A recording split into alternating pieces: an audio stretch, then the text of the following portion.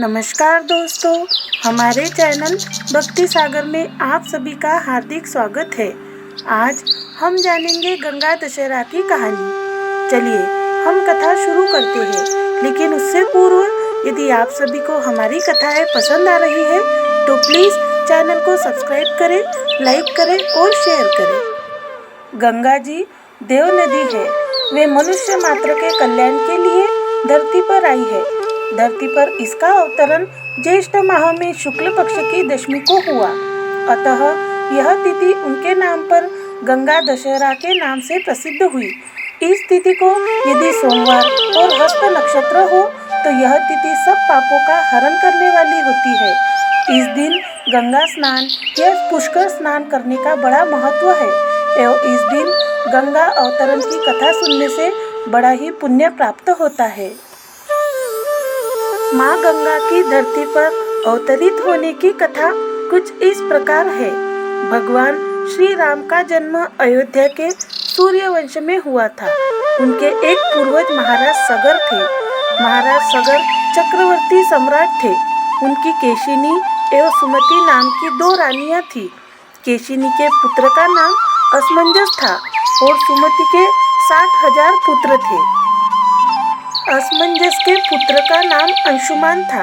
राजा सगर के असमंजस सहित सभी पुत्र बहुत ही उद्दंड एवं दुष्ट प्रवृत्ति के थे, परंतु पौत्र अंशुमान धार्मिक व देवगुरु पूजक था। पुत्रों से दुखी होकर महाराज सगर ने असमंजस को देश निकाला दे दिया और अंशुमान को अपना उत्तराधिकारी बनाया। सगर के अन्य 60,000 पुत्रों से देवता भी दुखी रहते थे। एक बार महाराज सगर ने अश्वमेध यज्ञ का अनुष्ठान किया और उसके लिए घोड़ा छोड़ा। इंद्र ने अश्वमेध यज्ञ के उस घोड़े को चुराकर पाताल में ले जाकर कपिल मुनि के आश्रम में बांध दिया, परंतु ध्यानावस्था मुनि इस बात को जान न सके।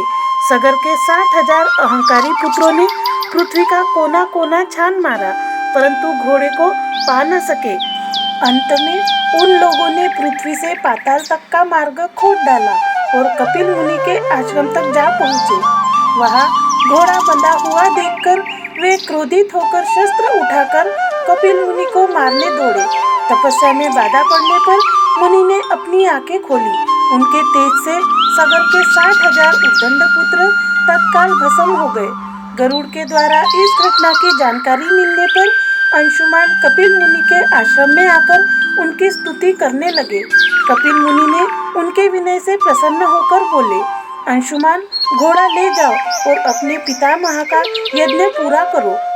ये सगर पुत्र अति उद्दंड, अहंकारी एवं अधार्मिक थे। इनकी मुक्ति तभी हो सकती है जब गंगा जल से इनकी राख का स्पर्श हो। अंशुमान ने घोड़ा ले जाकर अपने पितामह महाराज सगर का यज्ञ पूरा कराया। महाराज सगर के बाद अंशुमान राजा बने, परंतु उन्हें अपने चाचाओं के मुक्ति की चिंता थी। कुछ समय बाद वे अपने पुत्र दिलीप को राज्य देकर वन में चले गए तथा गंगा जी को स्वर्ग से पृथ्वी पर लाने के लिए तपस्या करने लगे और तपस्या करते हुए उनके शरीरांत हो गया।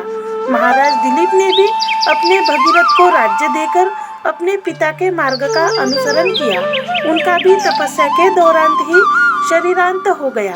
वह भी गंगा जी को पृथ्वी पर न ला सके।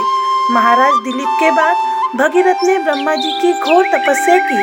अंत में 3 पीढ़ियों की इस तपस्या से प्रसन्न होकर पितामह ब्रह्मा ने भगीरथ को दर्शन देकर वरदान मांगने को कहा। भगीरथ ने कहा, हे पितामह, मेरे 60,000 पूर्वज कपिल मुनि के श्राप से भस्म हो गए। उनकी मुक्ति के लिए आप गंगा जी को पृथ्वी पर भेजने की कृपा करें।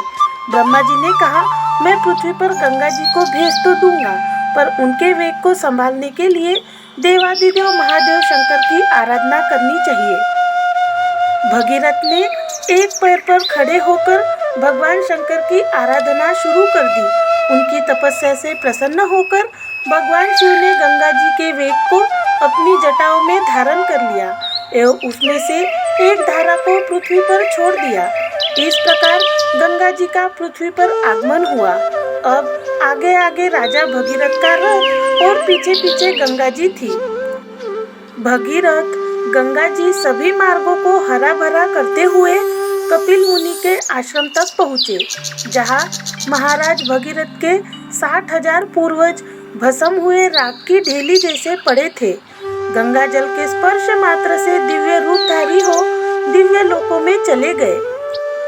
भगीरथ की तपस्या के कारण अवतरित होने से उन्हें भागीरथी भी कहा जाता है। इस कारण हम अपने सभी मृतक पूर्वजों की भस्मी को गंगा में विसर्जित कर उनकी मुक्ति का प्रयास करते हैं। जय हो गंगा मैया। माँ गंगा मैया सभी पर अपना आशीर्वाद बरसाए। जय श्री कृष्ण। राधे राधे।